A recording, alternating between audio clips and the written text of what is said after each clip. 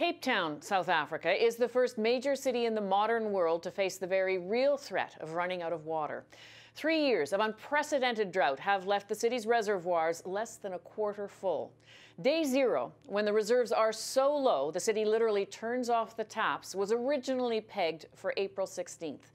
That's now been pushed by about 3.5 weeks. But severe water restrictions are profoundly affecting the lives of many of the city's residents. Ever wonder what it would be like to get by with just 50 litres of water a day? The CBC's Margaret Evans has just returned from a reporting trip to Cape Town. She spoke to us from London, England. Margaret, when people talk about 50 litres per day per person, what does that actually mean in the way that people live? Well, you know, the best way to describe it, Alison, is when you talk about how long it takes to take a shower. Some of the local pop stars in Cape Town have come up with a 2-minute shower song, so you can turn that on to keep track of the time, because they want you to keep your shower to less than that. But if you were to take a 5-minute shower, that would use your entire water allowance for the day. So in day-to-day life, people aren't turning on the taps. They're trying not to wash their hands. Is that true across Cape Town? Because that's not a city that's homogenous, shall I say.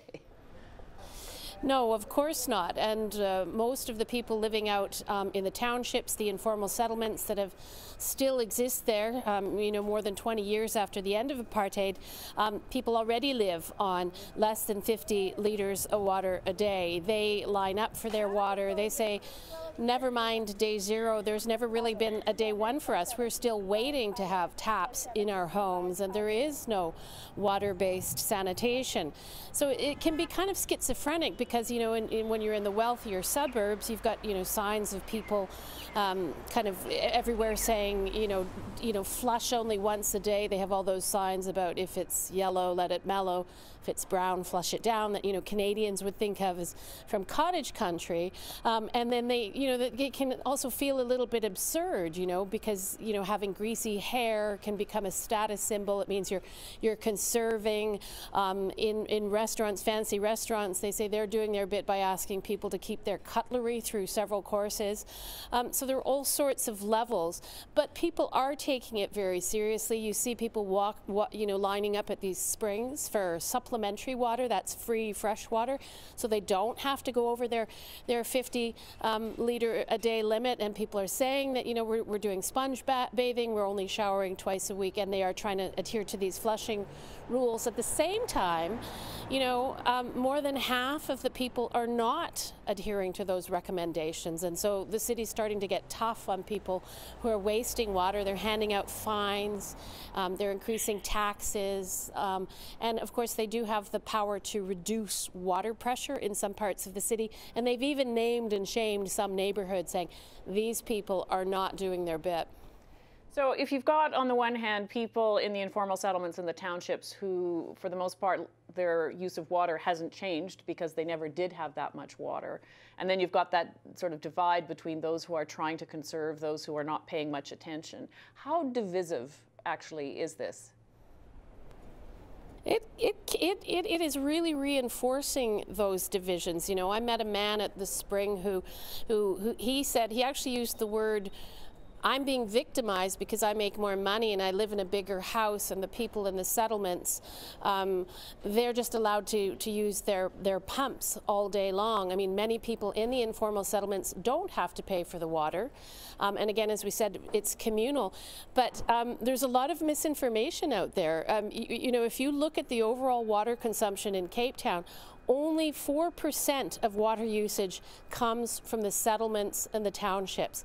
The rest of it is all coming from those wealthy, mainly white suburbs where people are still watering their lawns and filling their swimming pools. I mean, not everybody. Some people are putting salt water in their swimming pools.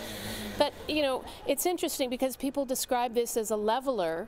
And it's not really a leveler, because the people with money can pay to have a borehole dug in their back garden.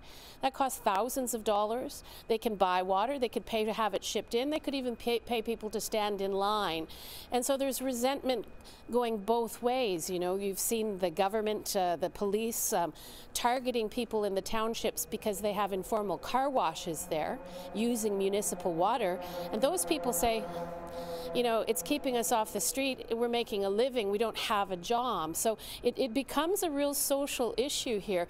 You know, people say it should be uniting the city, but it's also dividing the city again. What's your assessment of the impact more broadly in South Africa? How important is this for the new Ramaphosa government? It's very important, and we were lucky enough to catch him out on one of his morning walks and put the question to him about, you know, what does it mean for a city like Cape Town, which is really kind of an ambassador to the rest of the world. We all know what Table Mountain looks like. How meaningful is it that this city is running out of water? He called it a national disaster. That was one of his first acts as the new president, to dub it a disaster, which means there can be more federal or national government spending to help the city out.